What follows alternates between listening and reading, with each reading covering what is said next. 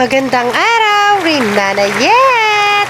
For today recipe ay ginataang tilapia. Wow! Simpleng lutuin nga lang ang ginataang tilapia. Tsak na marami ang nakakaalam sa inyo nito. Pero kung hindi nyo pa alam, ay panoorin nyo to. Makakatulong po sa inyo. Pagkatapos ko ngang hiwain yung bawang, sibuyas, luya at kamatis, ay hinilera ko na yan sa kawali. Sinunod ko na din yung pechay kasama ng siling haba. Hindi ko na nga po siya gigisahin, mga karananay.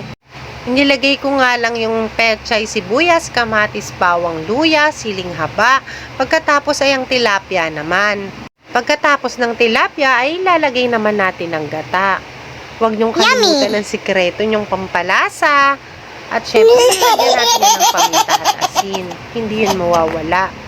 Nilagyan ko nga rin pala yan ng sangkutsarang suka. Alam nyo na, hindi ba? Sikretong Pinoy.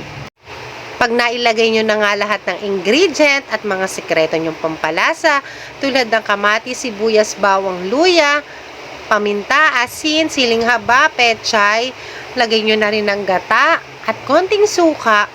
Pagkatapos nyan, antayin nyo na lang siyang kumulo. Syempre, pag kumukulo na, ay luto na yon. Yes! Mabilis nga lang kasing maluto ang tilapia. Pag nasobrahan siya sa luto, ay pwede siyang madurog.